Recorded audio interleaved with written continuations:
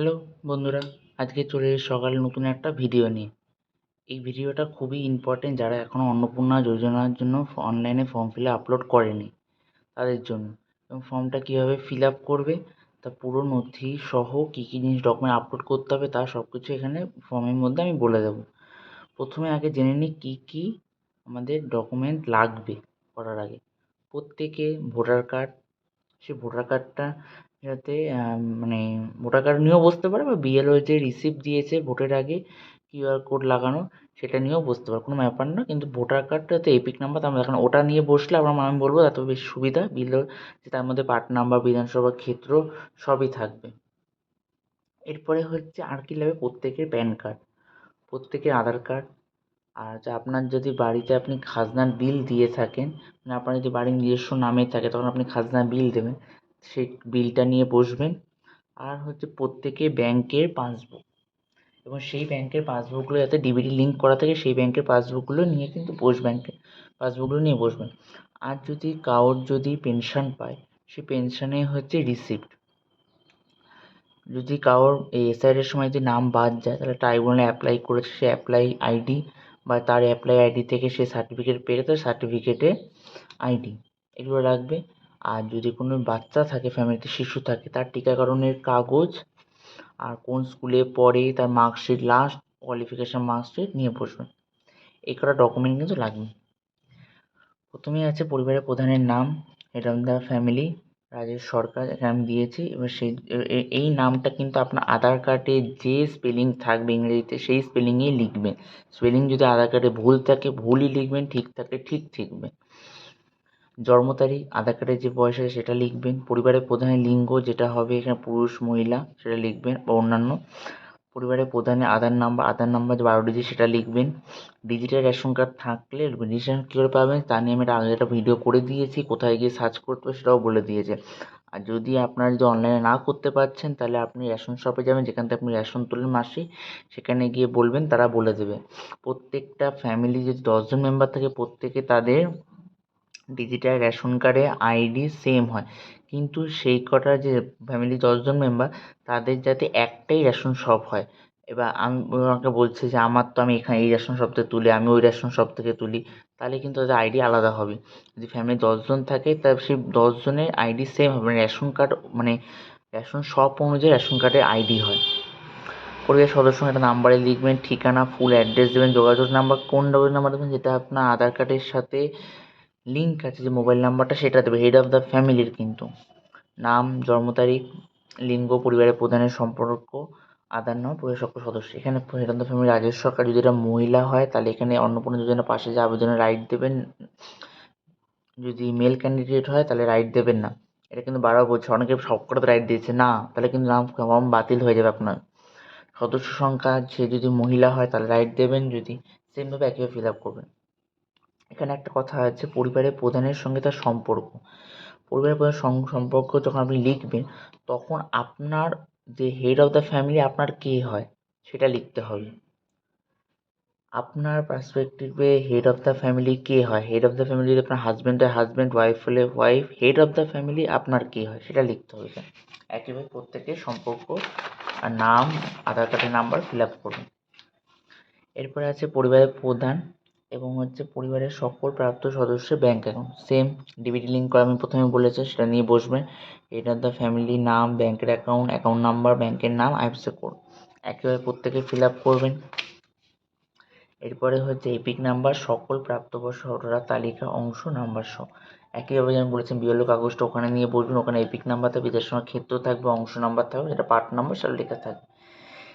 এবার হচ্ছে বিভাগ, বিভাগ হচ্ছে অসংরক্ষিত, যেটা ইউআর যদি হয় মানে জেনারেল, তাহলে ওখানে রাইট দেবেন, তাহলে আপনার কোনো কিন্তু কাগজ লাগবে না, কাগজ নিয়ে শংসাপত্র। আর যদি না হয়, যদি ইউআর, ইডাব্লিউএস হলো, এসসি হলো, এসটি হলো, ওবিসি হলো, তাহলে তাদের জন্য কিন্তু শংসাপত্র কিন্তু অবশ্যই লাগবে। এরপরে হচ্ছে রেশন কার্ড অবলিক হচ্ছে খাদ্য ভর্তুকি। নেক্সট করুন। এটা কি, আপনার যে ডিজিটাল রেশন কার্ড সবারই থাকে, আপনি যখন অনলাইন এখানে আছে আপনার কি ডিজিটাল রেশন কার্ড আছে, নিজের রেশন কার্ড নিয়ে মার সময় কিন্তু হচ্ছে না আমাকে রেশন নেই, আমার তো এই নেই ওর নেই। নিজের রেশন কার্ড সবারই থাকে। আপনি যখন রেশন শপ থেকে রেশন তুলতে যান আপনি বায়োমেট্রিক করে রেশন পান, বা ফোনে ওটিপি দেয়, আপনি ফিঙ্গারপ্রিন্টস দেন, বা আপনি আই ডিটেক্ট করেন করে রেশন কার্ড দেন। এগুলো সবই ডিজিটাল সবারই থাকে। আর এখানে হচ্ছে কার্ডের ধরন কার পরিবারের প্রধানের কার্ডের ধরন দেবে। পরিবারের রেশন দোকান থেকে মাসিক তুলছেন, যদি তোলেন তাহলে হ্যাঁ করবেন, না তোলেন না করবেন। এটা ম্যান্ডেটরি না, এটা যা খুশি। সম্পদ, সম্পদ কি, যদি আপনার বাড়ির নাম যদি হেড অফ দ্য ফ্যামিলির কথা আমি বলছি এখানে। হেড অফ দ্য ফ্যামিলি যদি নিজস্ব নামে থাকে তাহলে হ্যাঁ করবেন, না থাকলে নো করবেন। যদি বাবার নামে থাকে, ছেলের নামে থাকে, ওয়াইফের নামে থাকে, আপনার গ্র্যান্ডফাদারের নামে থাকে, গ্র্যান্ডমাদারের নামে থাকুক, নট ম্যাটার। যদি নিজস্ব হেড অফ দ্য ফ্যামিলির নামে না থাকে তাহলে হ্যাঁ করবেন না। যদি রেন্ট দেন তাহলে না করবেন। রেন্ট যদি দেন, না দেন, যদি নিজস্ব নামেই নেই তাহলেও ওখানে না করবেন। কিন্তু নিজস্ব নামে আছে তাহলেই এখানে হ্যাঁ করবেন। পরিবারের সকল সদস্যের মোট জমির পরিমাণ, এটা কোথায় পাবেন? এটা কিন্তু আপনার যে বলেছিলাম খাজনা বিলটা নিয়ে বসতে সেখানে পাবেন, যেটা হচ্ছে নতুন আরও আন্ডারে পড়ে। অবাণিজ্যিক মোটর চালিত 4 চাকা গাড়ি, এটা নিয়ে একটা কথা আছে। অনেকে বলছে যে আমার বাড়িতে স্কুটি আছে, স্কুটি কিন্তু ব্যাটারি চালিত হয়। সে ব্যাটারি চালিত স্কুটি থাকলে এখানে কিন্তু না করবেন।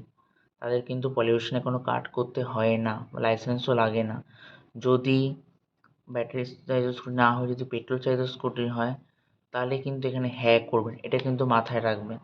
এই কথাটা কিন্তু বারবার আমি প্রত্যেককে বলছি, প্রত্যেকে সেম কমেন্ট আমাকে বারবার আমি কিন্তু ফর্মে বলে দিচ্ছি বারবার ফিল আপ করার সময়। পরিবার ভিত্তিক সদস্যদের স্বাস্থ্য বিমা, স্বাস্থ্য বিমা মোটামুটি যারা স্বাস্থ্যসাথী কার্ড তাদের প্রত্যেকেই থাকে। ওই জন্য এখানে হ্যাঁ করবেন। হ্যাঁ করে কি, এবার আপনি স্বাস্থ্যসাথী কার্ডও অ্যাপ্লাই করেননি তাহলে এখানে এনএ করে চলে যাবেন। এটা যেমন করেননি ওই জন্য এনএ করা আছে। এবার হচ্ছে কি, স্বাস্থ্যসাথী হচ্ছে কার্ড যদি আপনার থাকে তাহলে সে সরকারি বিমা। বিমার অঙ্ক এখানে 5 লাখ লিখবেন। প্রিমিয়ামের বিবরণ, মানে আপনি কি প্রতি বছর বা প্রতি মাস টাকা কাটেন, না এখানে ডবল জিরো লিখবেন। সেম একইভাবে স্বাস্থ্যসাথী কার্ডের আন্ডার ফ্যামিলি সবাই পড়ে। অনেক সময় ফ্যামিলি স্বাস্থ্যসাথী কার্ড লিমিটেড থাকে 5 জন 6 জন মতো, তখন হলে সেটা বাদ দিয়ে বাকিদেরটা ওখানে না করে দেবেন, এনএ করে চলে যাবে। আপনি তো প্রথমে না করতে পারছেন না পুরোটা, কারণ সবারই আছে, এনএ করে চলে যাবে। এইবার হচ্ছে এত অবধি হচ্ছে ফর্মের ইম্পর্টেন্স শেষ। এবারে ঠিক আছে, এটা সাইড ডিটেলস জন্য আপনার সরকার চেয়েছে আয় পেশা। আপনি কি আয়কর পেশা করেন, আয়কর মানে ইনকাম ট্যাক্স দেন? যদি না দেন তা নো করবেন। পরিবারের সদস্যদের প্যান কার্ড আছে, এটার সাথে থাকা কিন্তু ম্যান্ডেটরি, এটা দিতেই হবে। এটা হ্যাঁ এখানে করা অপশান আছে, নো কোনো অপশান নেই। এটা কিন্তু থাকতে হয় ম্যান্ডেটরি, এটা নাহলে ফিল আপ করতে পারবেন না।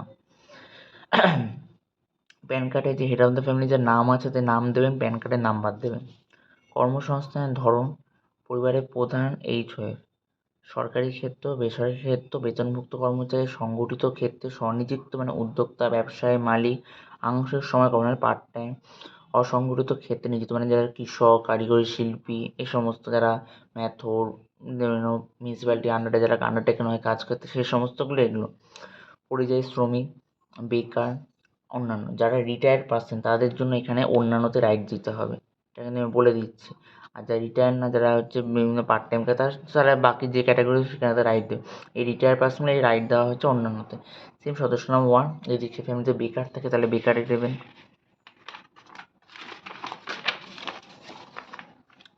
এরপরে আছে পরিবারের শিক্ষিত প্রাপ্তবয়স্ক সদস্যের সংখ্যা, যদি 5 জন থাকে 5 জন, 6 জন থাকে 6 জন। আর 5 জন যদি এখানে লিখেন অশিক্ষিত সংখ্যা নেই তাহলে এন এ করে চলে যাবেন।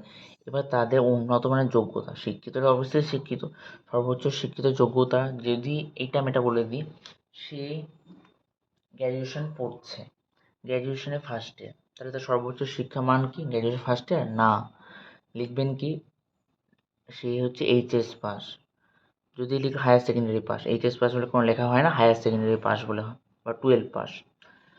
সে গ্র্যাজুয়েশনে থার্ড ইয়ার পড়ছে, তাহলে তার সর্বোচ্চ শিক্ষা মান কি লিখবে? Graduation second year? একদমই না, হায়ার সেকেন্ড, কারণ আপনার কিন্তু কোর্সটা পুরো কমপ্লিট হয়নি।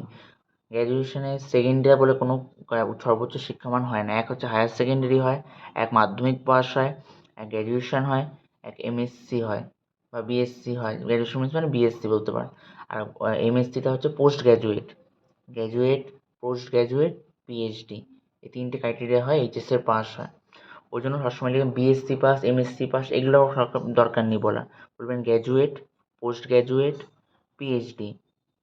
যদি গ্র্যাজুয়েট না হয়ে থাকে তাহলে লিখবেন কি HS pass, higher secondary pass, এরকম লিখবেন। আর যদি অশিক্ষিত হয় তো অশিক্ষিত ক্যান্ডিডেটের নাম বলেই দিচ্ছেন। কোনো সদস্যকে সাংবাদিক, এইটা কোনো ইম্পর্টেন্ট না। যদি সাংবাদিক পদে হয় তাহলে এখানে হ্যাঁ করবেন, না থাকলে নো করবেন। সরকারি পেনশনভোগী হয় হ্যাঁ করলে হ্যাঁ করবেন, না থাকলে। এবং যদি পেনশনভোগী হয় তাহলে ফ্যামিলি কজন এবং তার ব্র্যাকেটে লিখে দেবেন আমার সদস্য নাম্বার 1, মেম্বার 2, মেম্বার 3, সেটা লিখে দেবেন। পরিবারের বার্ষিক আয় কত অঙ্ক সেটা লিখবেন, বছরে ক্যালকুলেট করে লিখবেন। এইবার এই যে এখান থেকে যে ফর্মটা শুরু হচ্ছে, এই যে 1, 2, 3টে, এই 3 পাতার ফর্ম একদমই ইম্পর্টেন্ট না। এই বাকি ইম্পর্টেন্ট পার্ট এখানে শেষ হয়ে গেছে 8 নম্বর কলমে গিয়ে। এই উমো যে আছে, উমো থেকে এটা ততটা ইম্পর্টেন্ট না, কিন্তু এটা অ্যাপ্লাই ফর্ম ফিল আপ করতে হলে আমি বুঝিয়ে দিচ্ছি। কী আছে, সিএ আবেদনে বর্তমান অবস্থা যদি থাকে, যদি আপনি সিএর জন্য অ্যাপ্লাই করে থাকেন তাহলে এখানে আবেদন করা হয়েছে বলে লিখবেন। যদি আবেদন নাম্বার পেয়ে যান তাহলে লিখবেন আমি ইস্যু করেছি, ওটা সার্টিফিকেট নাম্বার, তার সার্টিফিকেট নাম্বার লিখে দেবেন। যদি আপনার যদি নাই করে তাহলে প্রযোজনা নট অ্যাপ্লিকেবল বলে ছেড়ে দেবেন। সেম একইভাবে একই সঙ্গে যদি আপনার নামে এটা গ্রামের দিকে থাকলে বা শহরাঞ্চলে, আমি শহরাঞ্চলের জন্য ভিডিওটা যেহেতু করেছি, শহরাঞ্চলে কিন্তু এটা থাকে না, কিষাণ ক্রেডিট কার্ড বলে কোনো অপশন তারা পায় না। কিন্তু অনেকে স্টুডেন্ট যারা অ্যাপ্লাই করছে, নিজস্ব ছেলেরা মেয়েরা যদি স্টুডেন্ট ক্রেডিট কার্ড অ্যাপ্লাই করে, তারা কিন্তু এখানে স্টুডেন্ট ক্রেডিট কার্ডের ডিটেলসটা দিতে হবে, আইডি নাম্বার এবং যে তারিখে ইস্যু হয়েছে। আর যদি এই সাইডে যদি আপনার নাম পাওয়া যায় তাহলেই হচ্ছে আপনার এখানে হ্যাক করবে, বা না গেলে তাহলে প্রযোজনা করে ছেড়ে দেবে।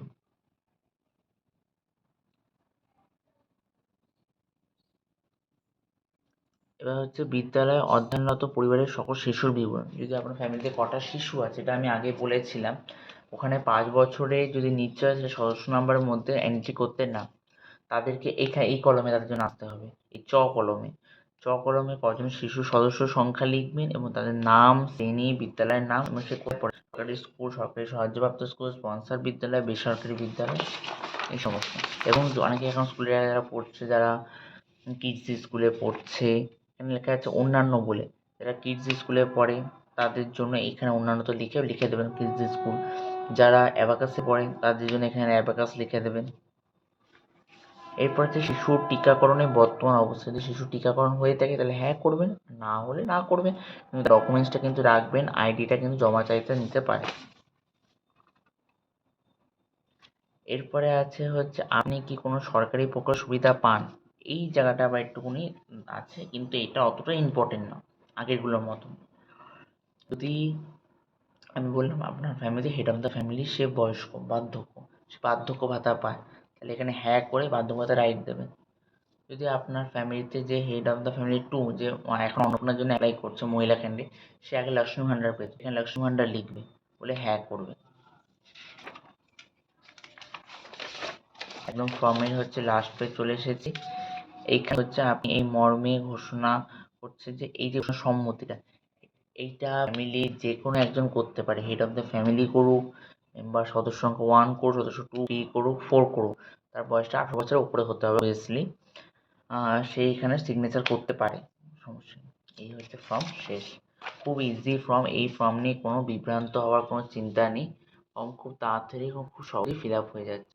যদি ফর্মের সম্বন্ধে কিছু জানার থাকে অবশ্যই কমেন্ট করবেন, কমেন্ট করে আমাকে বলবেন, আমি আবার নতুন একটা ভিডিও করে নেবো যদি কোনো কারোর প্রবলেম থাকে। ওকে, থ্যাংক ইউ। ভালো লাগলে ভিডিওটা সাবস্ক্রাইব করে শেয়ার করবেন।